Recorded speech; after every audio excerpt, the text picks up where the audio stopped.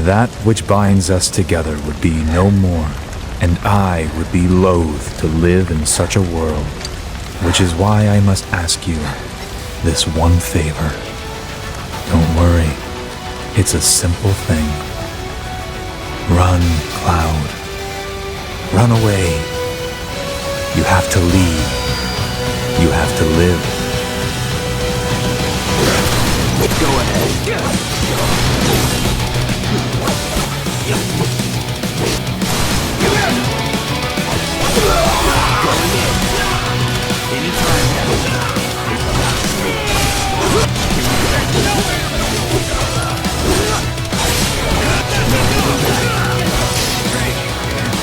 Why do you want it?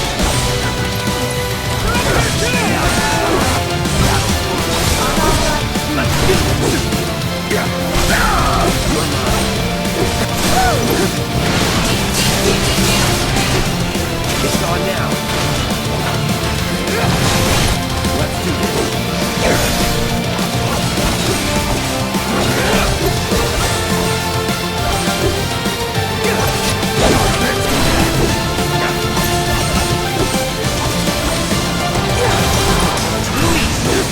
Gotta give it my all.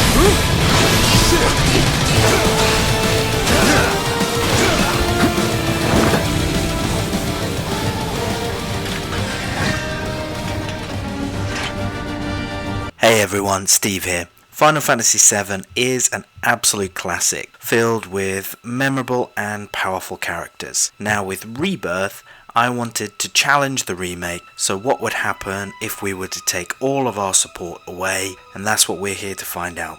Can you beat Final Fantasy VII Remake with only the party leader? Grab your Kupo coffee and let's dive in.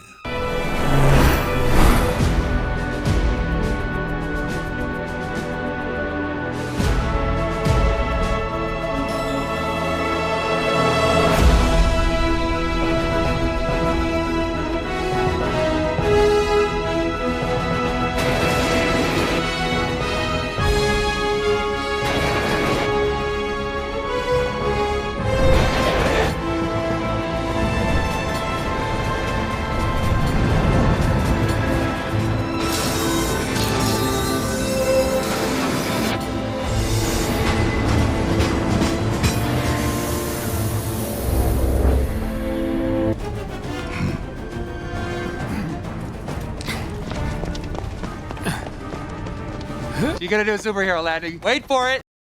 Wait for it! Fine. I'll do it.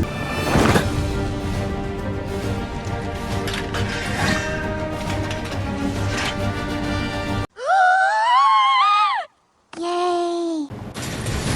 Huh? You double-crossing! Heads up. What in the hell?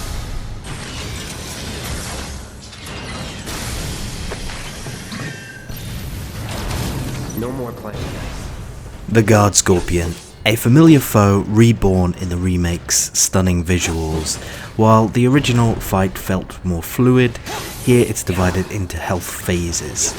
It might not be ideal for everyone, but hey, it's undeniably cinematic.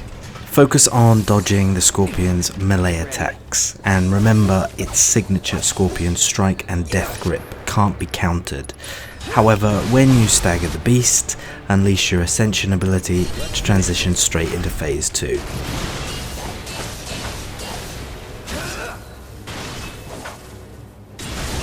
How to do this?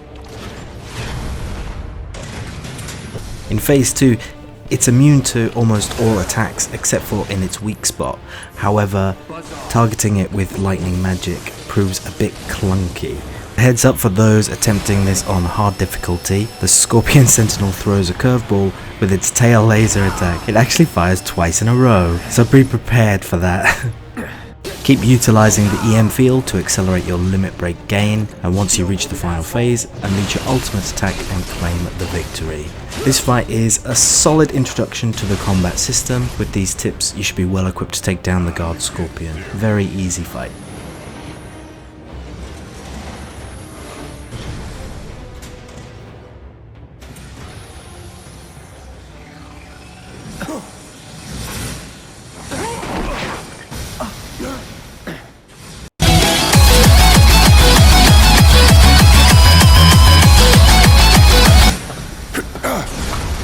Shit, the bomb! This it? Fucking idiot! Get back! The Crab Warden, a brand new mechanical menace. This fight will push Cloud to his limit. Use magic freely as this chapter is about to end. Our objective is to cripple the behemoth by taking down its legs one by one. Hitting a leg hard enough will pressure the Crab Warden, creating a window for further punishment. Once a leg is destroyed, it'll stumble and stagger. Avoid its EM field during this phase. If you have fire materia equipped on your armor, you can absorb the Crab Warden's flamethrower attack. Otherwise, dodge away. Blocking won't help. Luckily, some of its attacks can be countered. Here, conserve your limit break and use Infinity's End instead.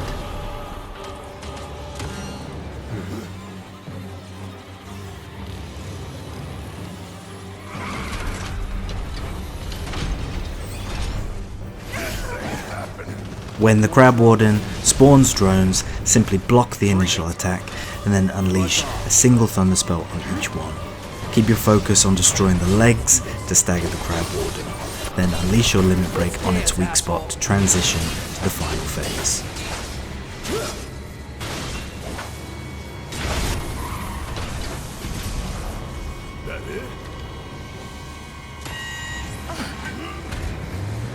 In the final phase, the Crab Warden undergoes a shocking transformation. It becomes Thomas the Tank Engine. It might electrify the rails with a surge, and if it does, simply stand on the pavement like a responsible pedestrian. When you spot the pilot emerging, unleash Ascension. The Crab Warden's machine gun attack can be deadly. Stay vigilant and block whenever you see movement. Thankfully, you can dodge its charge attacks by circling around it.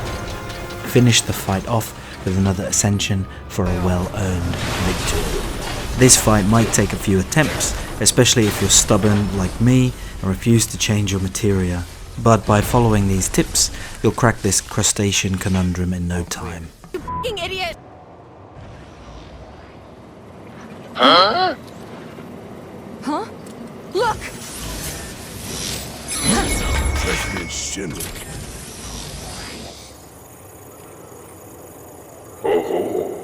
Sexy motherfucker. The Airbuster is a challenging opponent in Final Fantasy VII Remake, demanding both strategy and quick reflexes. This guide will equip you to take down this colossal Chad. The clock is ticking. Airbuster unleashes powerful attacks, so prioritize dodging stun balls and blocking stunning lasers. A single stun can lead to a devastating 4,000 damage. Here's the strategy.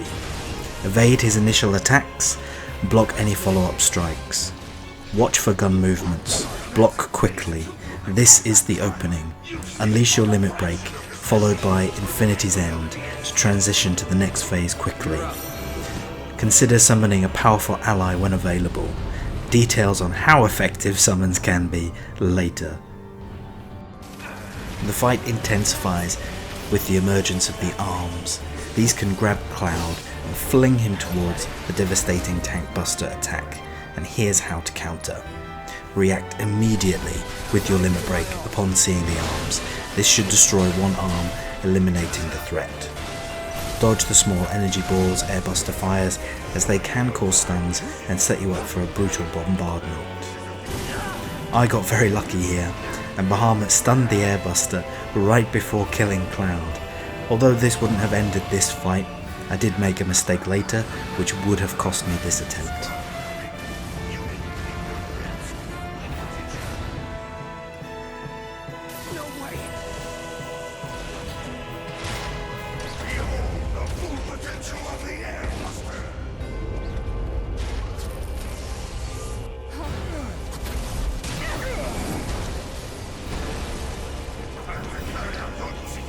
In Phase 3, it throws a curveball. The Tank Buster's attacks somehow, inexplicably, bypass the arena walls. Here's the key to survival. Ensure constant regeneration throughout the fight to counter some damage. Block his initial attacks to build your limit gauge and counter with devastating blows. This also increases your stagger potential and boosts your ATB. Wait for the tank buster to telegraph its double punch and counter. As the air buster unleashes its fire attack, dodge away and heal up, ready to block any stunning lasers. Use Ascension freely until it's defeated. The air buster is a formidable foe, however, by following these strategies and adapting your tactics, you'll emerge victorious. Remember, this fight pushes Cloud to his limits, but with skill and determination, you will conquer the air buster.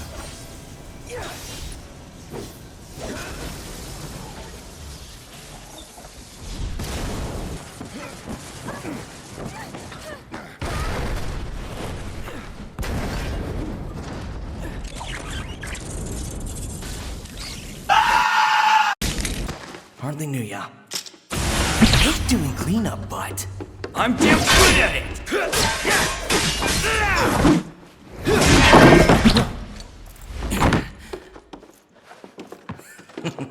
I'll let you live so you can take a message to your master for me. After Reno has finished Berserk referencing all over the place, change into Punisher mode and hold R1. If you have Elemental Lightning equipped on your armor, you have won this fight. However, if you don't want to do this, it's a perfect training ground to hone your combat reflexes. Reno's a close quarters fighter, leaving him wide open to well-timed counters, and here's how to dominate this duel. Learn to anticipate Reno's lunges and unleash a devastating counterattack. This not only deals high damage, but it also disrupts his momentum. Since Reno's attacks deal minimal damage, save your MP for tougher battles ahead. Cure spells won't be necessary for this fight, although I still use them. I had completely forgotten about counter stance when recording for this fight, but just use it, it makes this super quick.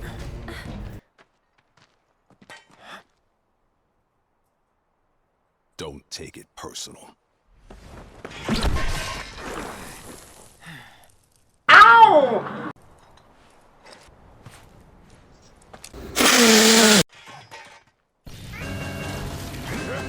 Rude's arsenal includes brutal strikes and binding attacks.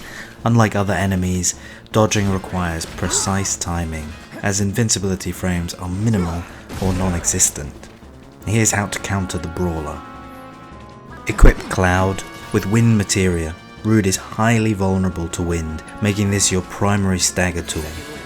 Unleashing 3 limit breaks in total can deplete Rude's health, but beware, staying alive is very difficult. After dodging an attack, use Aero to pressure Rude, then chain Cloud's focus thrust to stagger him. This opens him up for a concentrated attack, potentially ending the fight swiftly.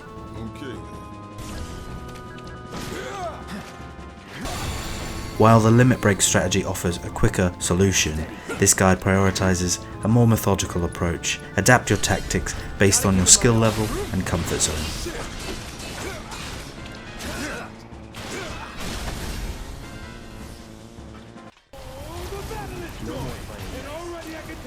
The Hell House is a notoriously tricky opponent in Final Fantasy VII Remake. While brute force can work, a well-honed strategy is key to victory. This guide delves into both an easy and challenging approach to conquer this haunted abode. In Phase 1, it's very simple.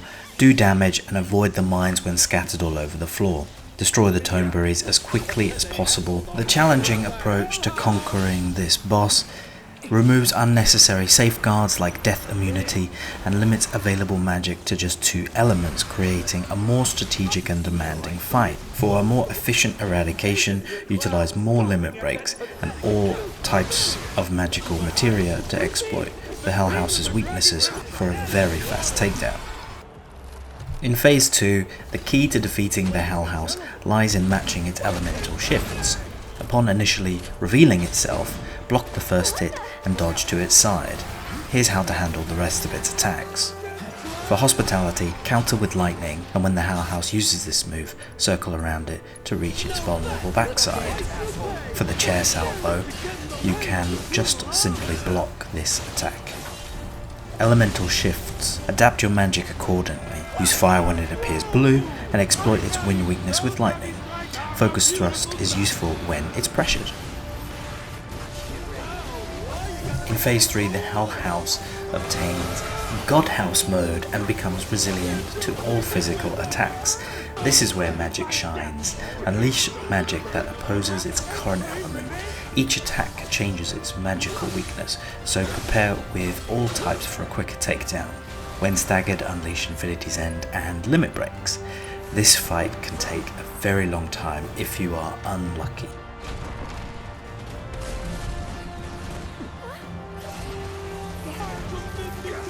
In Phase 4, the Hell House obtains an ultimate attack, which can only be countered with the opposing magical attack. It's not very dangerous, but it's an easy way to pressure the haunted house. Exploiting the Hell House's charge attack when the ads spawn is a fast way to eliminate them. However, this may not destroy, but it will stun them.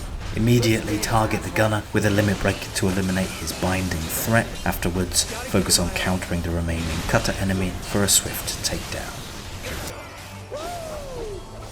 After this, just clean up with a limit break or Infinity's End. The Hell House fight offers both a straightforward approach and a more strategic challenge. By understanding its mechanics and adapting your tactics, you can turn this haunted house into rubble.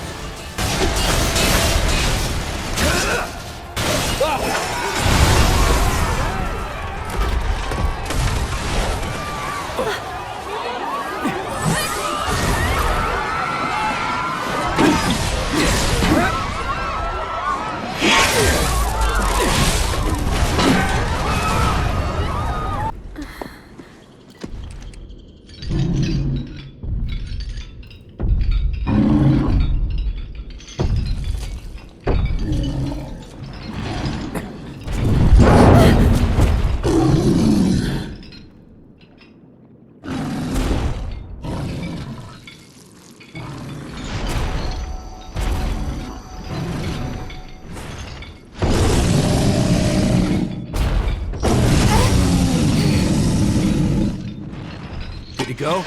You bet! Bring it on! Abzu, a formidable opponent in Final Fantasy VII Remake. This poses a significant threat, especially for solo players. But fear not, warriors. By exploiting its weaknesses and mastering evasion techniques, you'll turn the tide of this battle. Abzu has an arsenal of agony. He boasts 2 devastating attacks that can quickly end your solo run. Here's what you need to know. Equip fire materia to exploit Abzu's weaknesses. This empowers your attacks. Abzu's signature move Pounce requires precise dodging. Here are your options. Use a safe zone. Lure Abzu to a specific area where his attack can be simply outrun. Execute a perfect dodge for the ultimate display of skill, negating damage entirely. However, this technique requires practice. If successful, Abzu will stumble, making him vulnerable to attack. To conquer the close quarters fight with Abzu, we block the initial barrage and counter the final attack for maximum efficiency. Abzu can do an incredible amount of damage. You can use Ifrit to help you in this fight, but you really need to have as much HP as possible and keep your HP above 6,000. Abzu demands focused reflexes and strategic adaptation. By understanding its weaknesses, mastering evasion and exploiting its openings, you'll emerge victorious from this precarious encounter.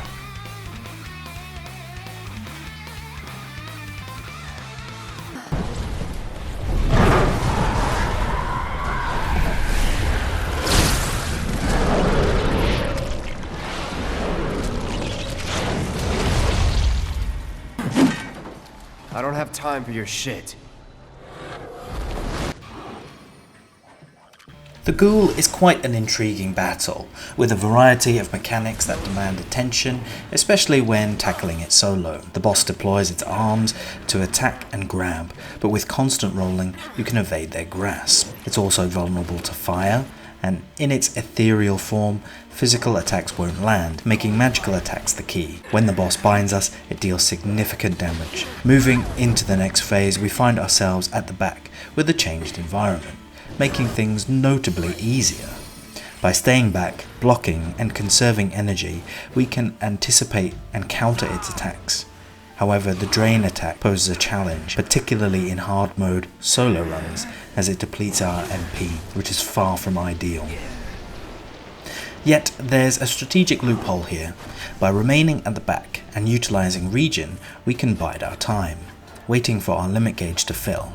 And since the boss can also be affected by regen, it becomes a waiting game, slowly chipping away at its health while conserving our own resources. A more conventional approach may be desired, especially for those who prefer a more engaged fight. Without other means of restoring MP, timing becomes crucial. The opportune moment to strike is when the boss readies its next move, typically signaled by rearranging the furniture. Rushing in with a limit break at this juncture proves effective, and when pressured, Firaga is highly effective. Overall, while not overly challenging, this battle requires careful execution to avoid costly mistakes, and with patience and precision, victory is well within reach.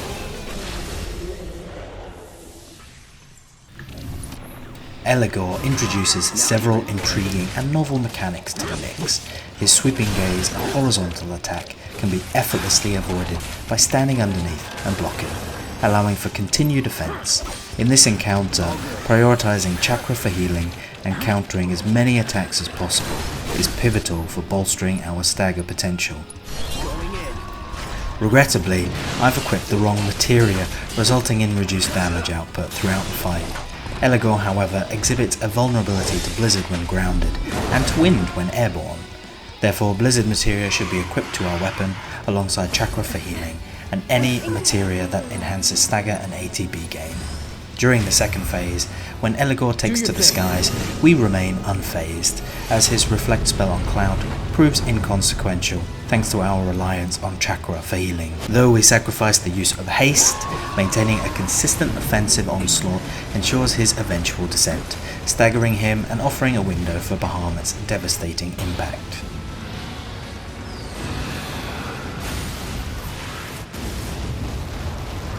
Blizzara proves to be a potent tool for whittling down Eligor's health once grounded, swiftly leading to his stagger.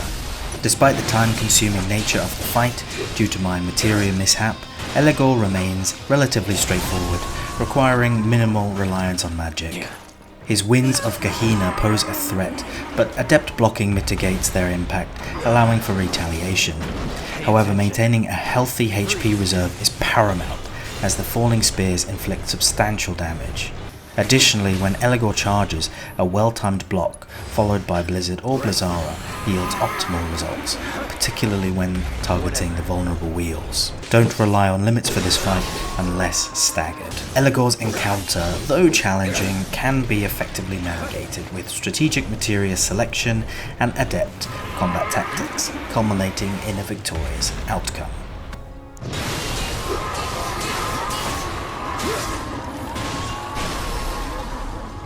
Hold on, guys. We're coming. Say what? Time for a rematch, huh? Rude!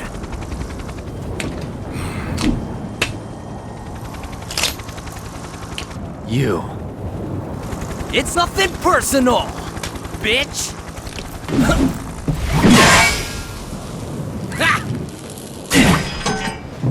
Now.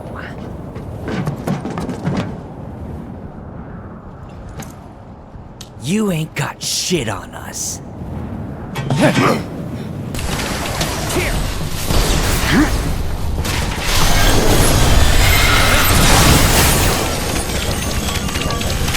Help!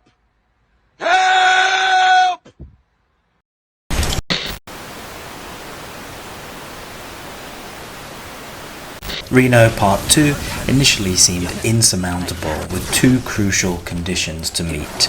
Firstly enough, damage must be dealt to the pyramid to free Cloud, a challenge complicated by the relentless assault of Reno. In this attempt, I'm tackling the challenge solo as Cloud, excluding the frogs to maintain the integrity of this challenge, although I did experiment with a frog-only run in practice. Equipping Lightning Elemental on armor allows for the absorption of Reno's lightning attacks, while strategic blocking mitigates physical damage. A well-timed focus thrust following his attacks swiftly builds stagger gauge, paving the way for a timely limit break to progress to the next phase.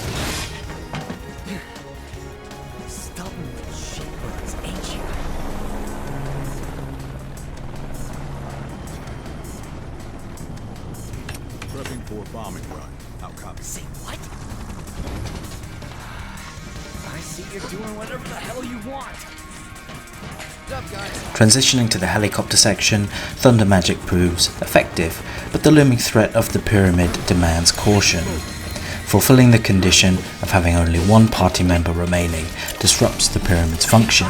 This can be achieved either by switching to another character and allowing them to perish, or timing the switch during the pyramid's activation, exploiting a leniency in the game's mechanics absent in the original.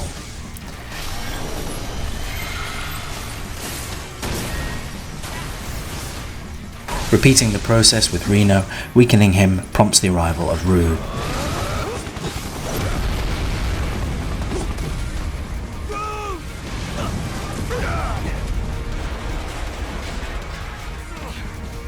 Damn it.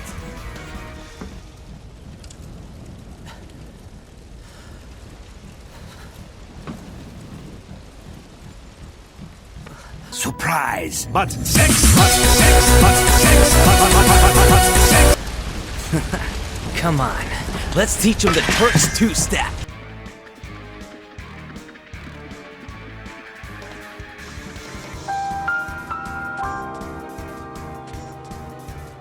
With regen and haste ensuring survivability, conserving MP becomes a non-issue. Dispatching Reno with Ascension hastens the progression to the next phase. Against Rude, utilizing Aero followed by a limit break seals the victory. Overall, a straightforward encounter once the pyramid puzzle is solved. Simply dispatching or switching the frogs before the second phase or diverting the pyramid's attention renders this battle remarkably manageable.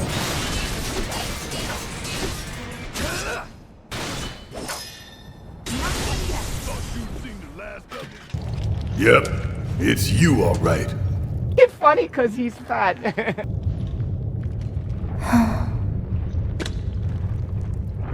What is this? One of these days, I'm literally gonna start a stream and it's just Genshin Impact. Barret! Bye, bitch! Psych! The hell is this now? After RT's transformation into these enigmatic entities, we find ourselves controlling Barret instead of Cloud. Fortunately, Barret's catastrophe limit break proves immensely potent, swiftly dispatching foes. Taking cover beneath the platform shields us from long-ranged attacks, allowing us to chip away at the enemy's health steadily. These ranged assaults pose a considerable threat, as they not only stagger Barret, but also possess paralyzing capabilities. Swiftly dispatching them is crucial to avoid being overwhelmed. Upon switching to Tifa, who has been transformed into a frog, our options become limited. Frogs are too short to be hit by normal attacks while grounded, necessitating a patient approach. As the boss encounter commences, we witness Tifa's surprising prowess, even in her frog form, swiftly eliminating foes with her powerful leapfrog ability. I reset this attempt to maintain the rules of the challenge, but I am positive a frog-only run is possible. Subsequent attempts saw us focusing solely on attacking the boss, ignoring Tifa to expedite the fight. Ensuring immunity to sleep and eliminating minions promptly became our primary objectives. Utilizing ice elemental materia on Barret's weapon exploits the boss's weakness, amplifying our damage output. Despite the boss's formidable attacks, careful blocking mitigates much of the threat. Shiva stands ready as a potent option for additional damage if needed. Staying beneath cover shields us from the boss's devastating jump attacks, although it leaves us vulnerable to consistent melee strikes. However, Barret's catastrophe limit break remains a formidable asset, dealing substantial damage to both the boss and its minions.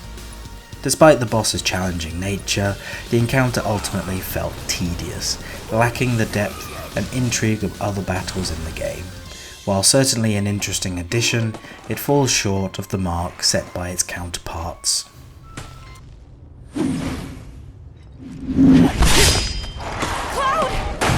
About time, Merc! In the Abzu Part 2 battle, the challenge level ramps up slightly.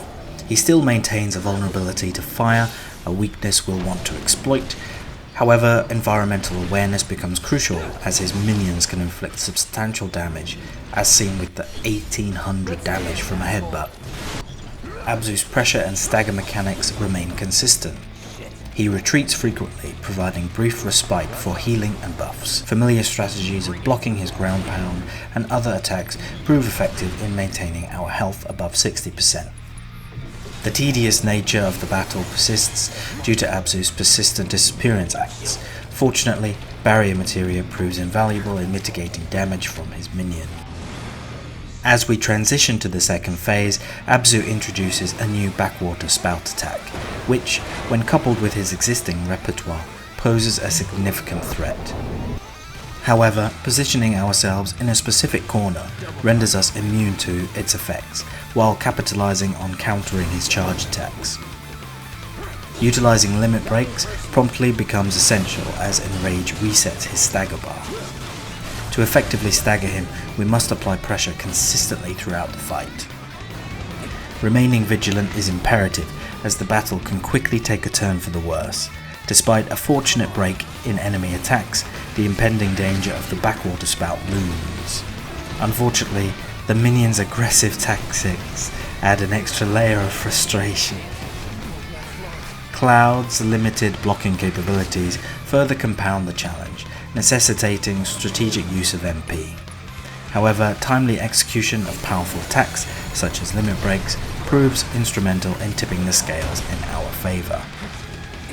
While Abzu presents a more formidable challenge, careful positioning, strategic use of materia, and timely application of limit breaks are key to emerging victorious.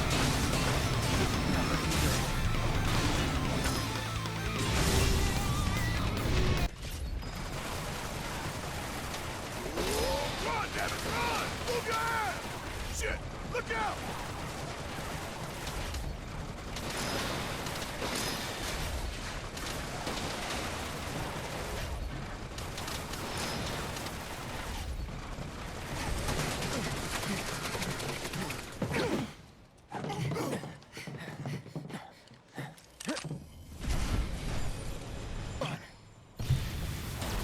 I'll end this. In this battle against Valkyrie, our primary focus is on maximizing our MP reserves. Utilizing certain strategies can greatly simplify this encounter. Initially, I opt to conserve my resources and take cover behind obstacles while utilizing regen to maintain health. Fortunately, Valkyrie's explosive attacks deal fire damage, allowing us to absorb them with a fire elemental armor combination. Are you okay?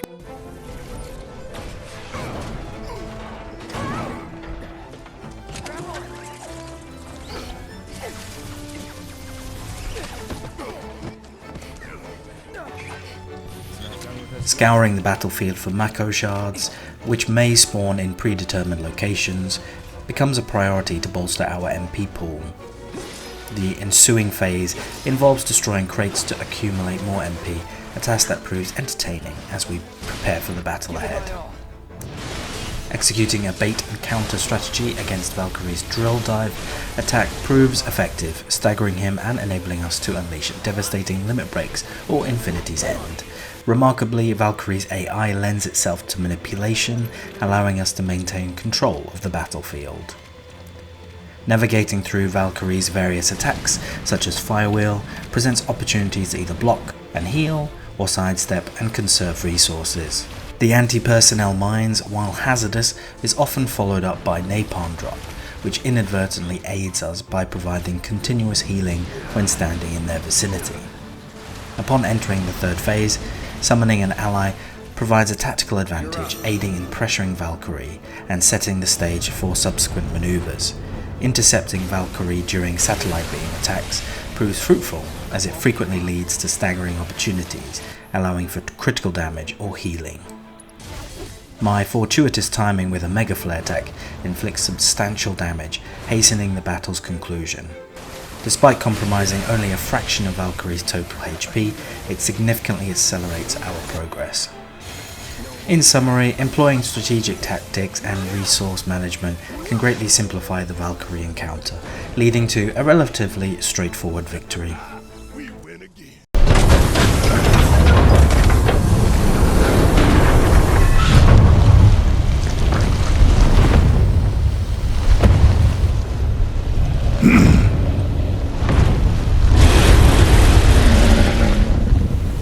One ugly motherfucker.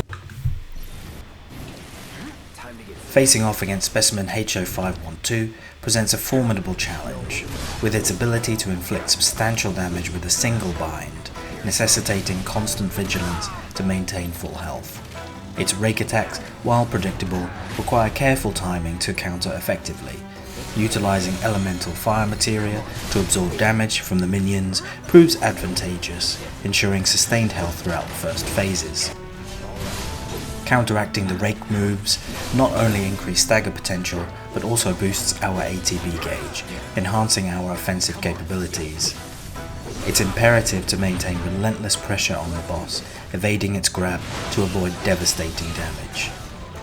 As the battle progresses into the second phase, Specimen HO512 unleashes a mana explosion, posing a significant threat. Utilizing the environment to shield against its effects becomes crucial, while maintaining a consistent offensive strategy is paramount. Focusing on the left claw serves to disrupt its regeneration process, allowing for sustained damage output.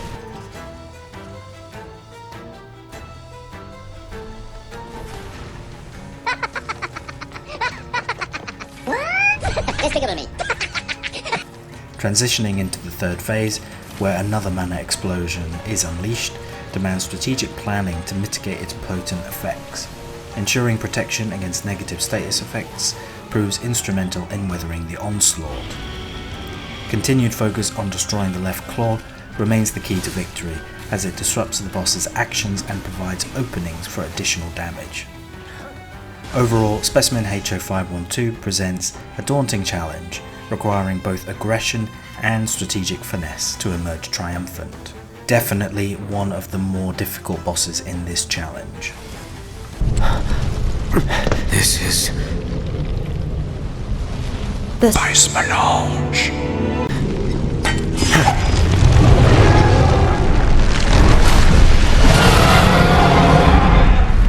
Facing Genova Dreamweaver offers a unique twist on an old foe. Her arsenal includes binding attacks and potent magic, posing a significant threat. However, by consistently targeting and eliminating her tentacles, much of her damage potential can be mitigated. Genova's repertoire includes debilitating status ailments such as silence and poison, along with various elemental magics. Prioritizing the destruction of her tentacles forces her to waste time on reconstitution, providing valuable breathing room. Phase 2 is simple with the right equipment. As the battle progresses into Phase 3, Genova spawns tentacles from the ground, mirroring her attacks. While these pose a threat, they are easily dispatched with triple slash, allowing for a more focused assault on the main target. When facing attacks like a Dream of Flame, positioning oneself in the middle for healing proves beneficial. However, caution is warranted with moves like Rejection, which can inflict significant damage. Genova's formidable health pool makes her a damage sponge, but an intriguing aspect of this fight is her susceptibility to poison damage while dreaming. While a passive strategy of waiting for poison damage to whittle her down is feasible, it lacks engagement. Exploring alternative challenges, such as tackling the fight as a frog or employing unique materia setups, adds depth and variety to the encounter. While unconventional, these approaches offer a fresh perspective and highlight the versatility of gameplay options in Final Fantasy VII Remake.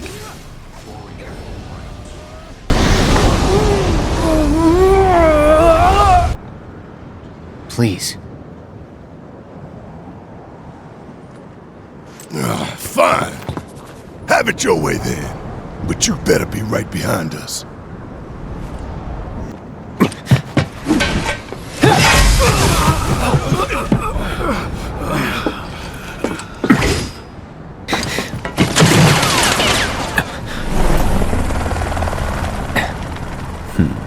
Just the two of us.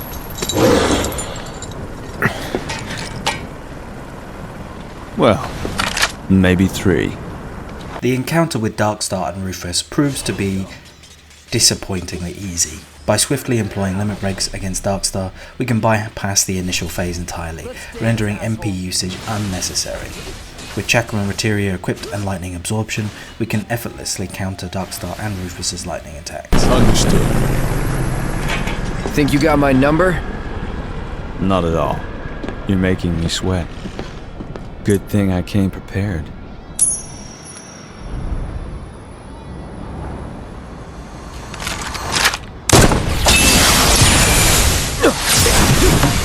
Dodging a few select attacks and countering others becomes the primary strategy. Rufus exhibits a peculiar vulnerability to the Braver ability, immediately pressuring him when used. Exploiting this mechanic can quickly turn the tide in our favour. Despite Rufus's agility, our ATB gauge remains plentiful throughout the fight. Rufus's impressive firearm skills add a layer of flair to the battle, with his Garden Gun Kempo and Gun Kimbo maneuvers showcasing his prowess. However, his attacks are easily avoided with quick reflexes. Rufus's susceptibility to poison allows for a passive approach to the fight, allowing us to absorb lightning attacks while patiently waiting for Rufus's reloads. Utilizing Braver during his reloads promptly staggers him, opening the door for a devastating limit break to secure the victory in most cases. In summary, while Darkstar and Rufus may seem formidable at first glance, strategic use of abilities and materia swiftly dispatches them, resulting in a surprisingly straightforward encounter. Preparing your equipment before engaging in this battle is crucial. The encounter with Arsene Venka proved to be one of the most challenging fights yet, with a multitude of mechanics and significant damage output to contend with. However, there are strategies to mitigate this challenge. Initiating the fight by swiftly targeting and eliminating the drones, followed by focusing on primary weapon with maximum fury and overcharge. Red will quickly stagger the drones and allow for swift elimination. Repeat this process 3 times, as ever. In the second phase, Arsenal changes its defense protocols, becoming immune or resistant to a random element. Nevertheless, the same strategy applies. Focus on staggering the boss by targeting the main cannon and then systematically dismantling the wheels. Utilizing opposing magic spells becomes essential in this phase. Navigating through Arsenal's attacks, such as Saturation Fire, which removes cover, requires strategic timing to stagger the boss and eliminate the remaining wheels. Lightning Elemental Materia adds a layer of complexity, as Arsenal may absorb or resist lightning attacks, prolonging the battle.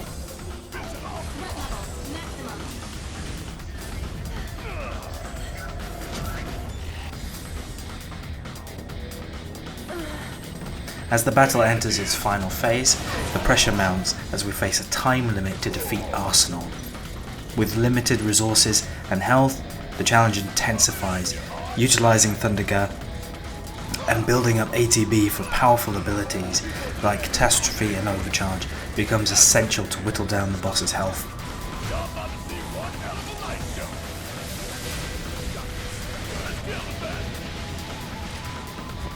While the absence of a summon may have added to the tension, exploiting Arsenal's weaknesses proves to be the key to victory in the end, clinching a hard-fought triumph in a nail-biting finale.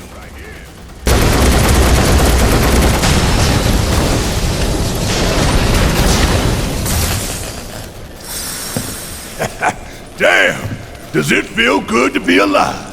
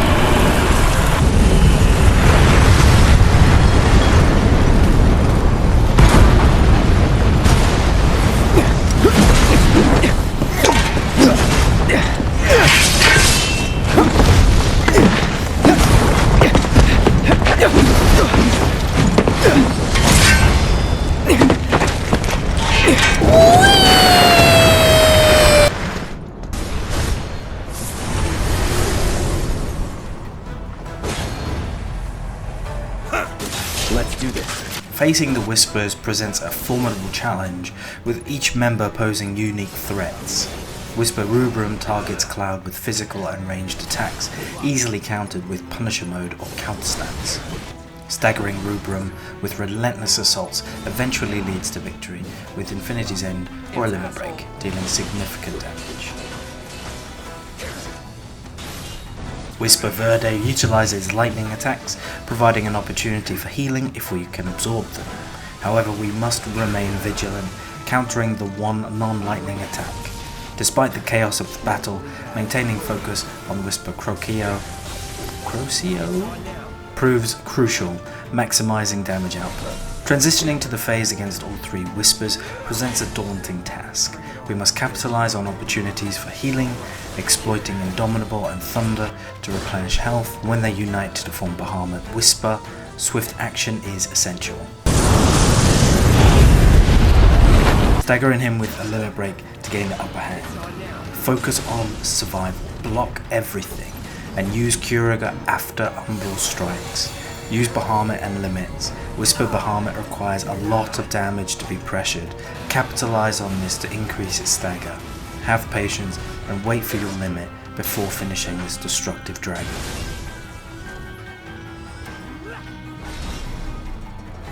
The battle isn't over yet. Focus on Whisper Rubrum. This allows us to ignore the other adversaries mostly. His aggressive nature makes him the primary target, significantly simplifying the encounter when removed. Once Whisper Rubrum is vanquished, the battle becomes markedly easier, albeit time-consuming. With the conclusion of the fight drawing near, conserving resources and maintaining resilience are paramount. As the battle concludes, it's crucial to recharge MP for the final confrontation.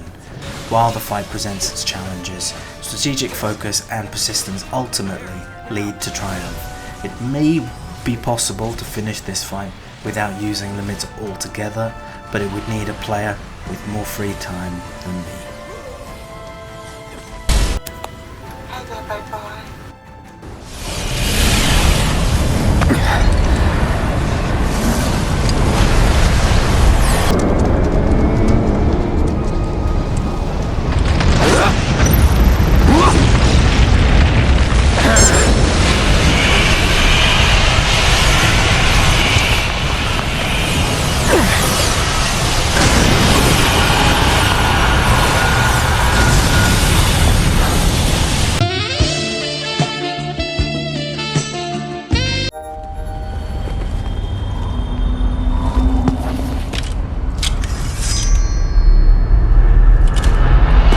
I've been waiting for this. Cloud, do you dream of me? Your end is for me. On your knees, I'm waiting. Let me hear you enjoy it. Let's finish this.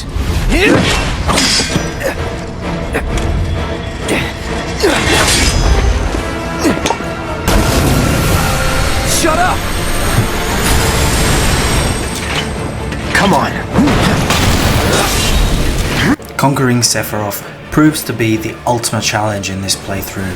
For this daunting battle, I've made a rare deviation by equipping the hard edge weapon, as its increased damage output becomes crucial in staggering Sephiroth during the later stages.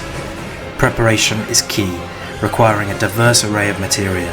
Refocused materia enhances our ATB capabilities, while stagger-inducing abilities are essential for maximizing damage. Though healing materia is advisable, some skilled players have succeeded without it entirely. The initial phases of the fight are relatively straightforward.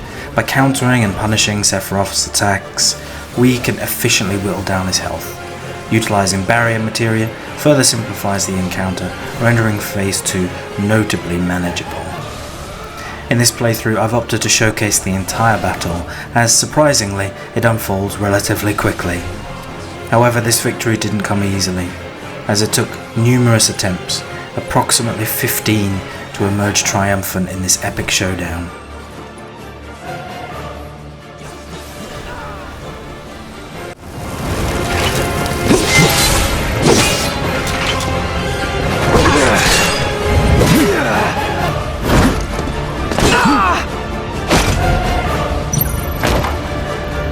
Do you dream Let's do this.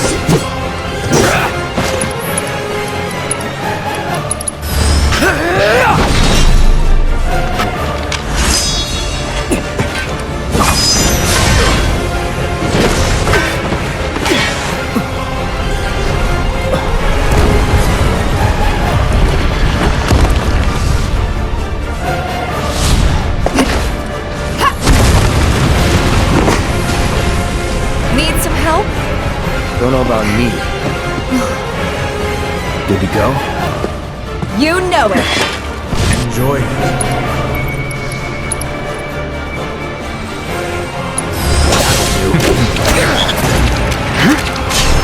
Anytime now.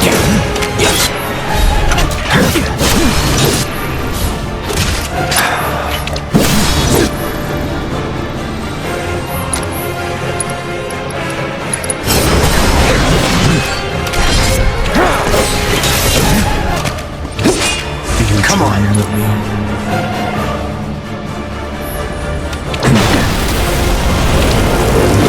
Get ready.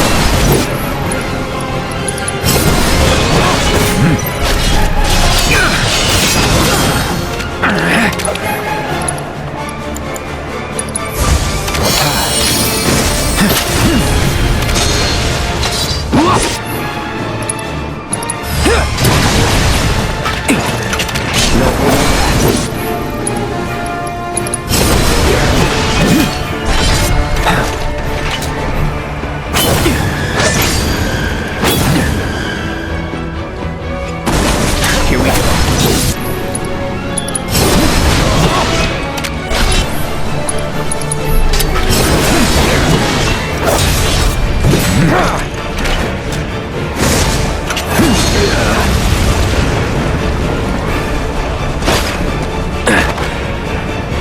All right.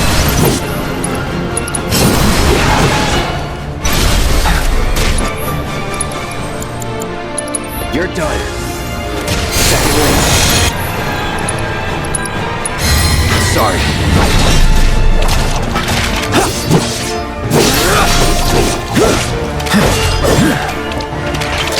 Get ready.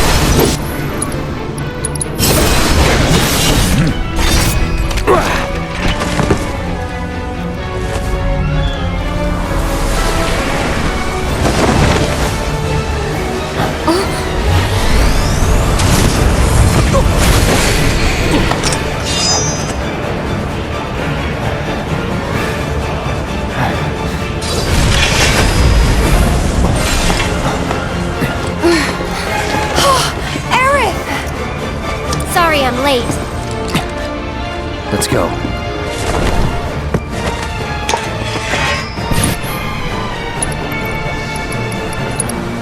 Oh, the memories.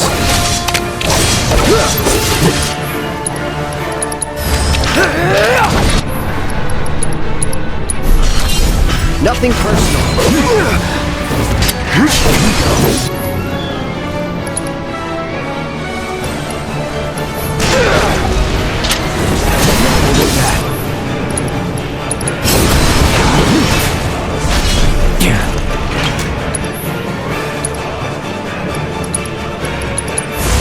Bring it. Bring it.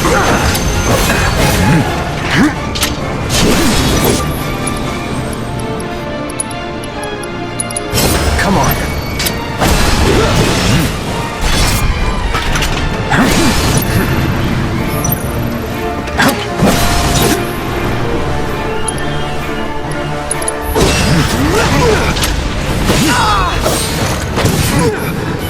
Anytime now.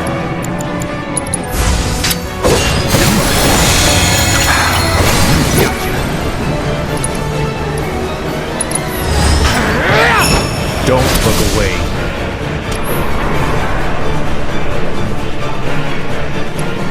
Keep it together.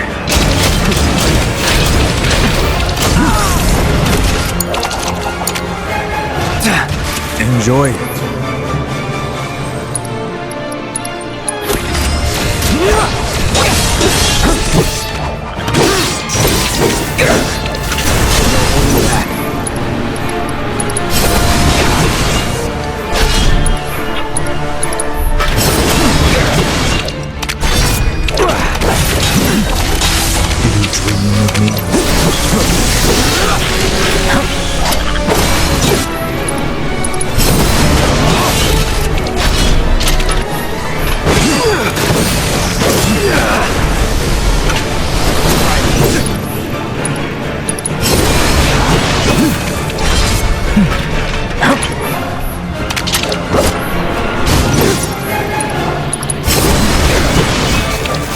for forgiveness.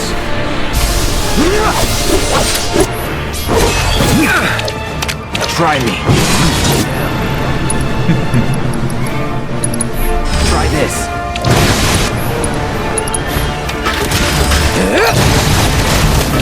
No more playing. Here it comes.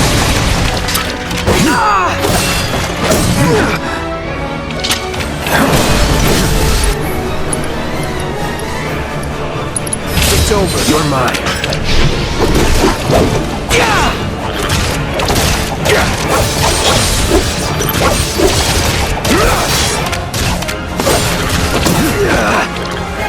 Enjoy it.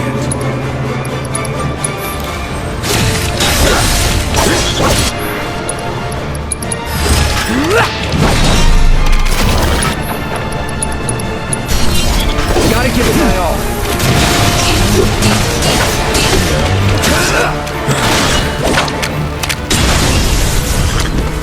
Beg for forgiveness. Steady. Enjoy it. Bring it.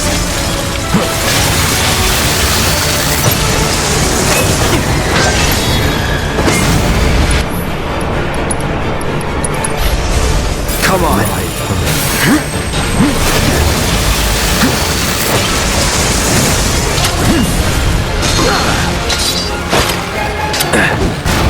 Come on.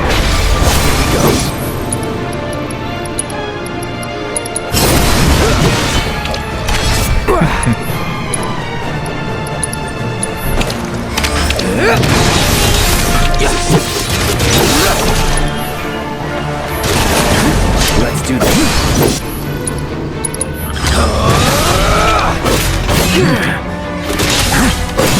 Sloppy.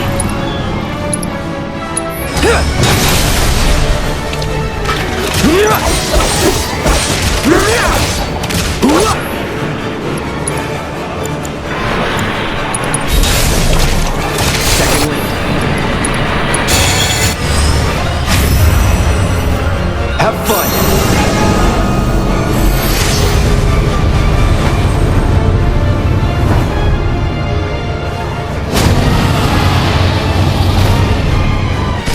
Beg for forgiveness.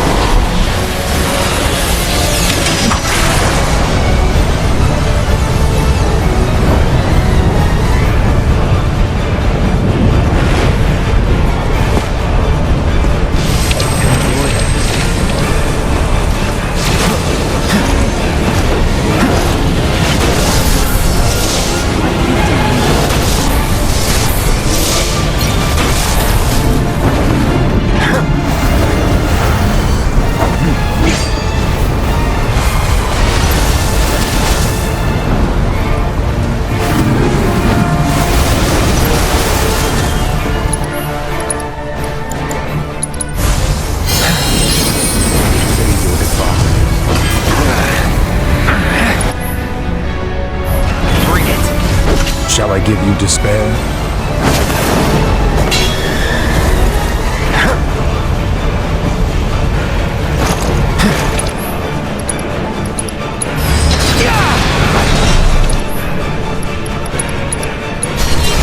Let's dance, asshole.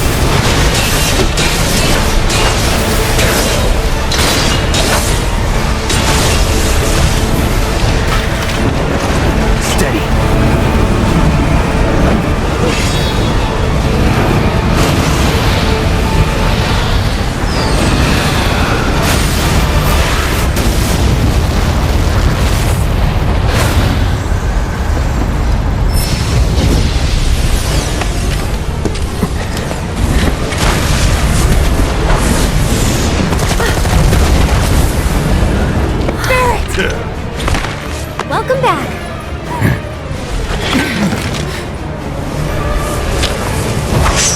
We can do this. We can. We can change it. Make it right.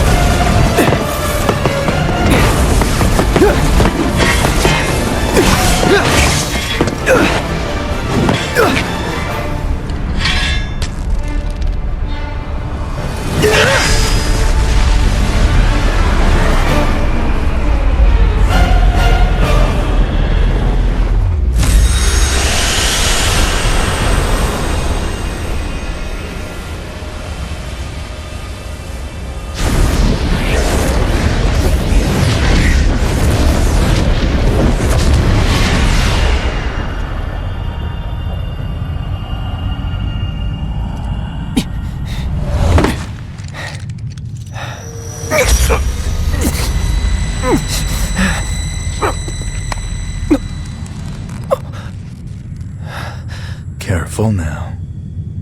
That which lies ahead does not yet exist.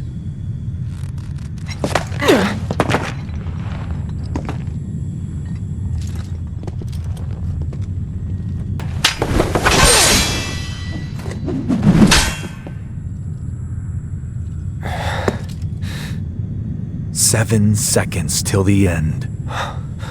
Time enough for you, perhaps. But what will you do with it? Let's see."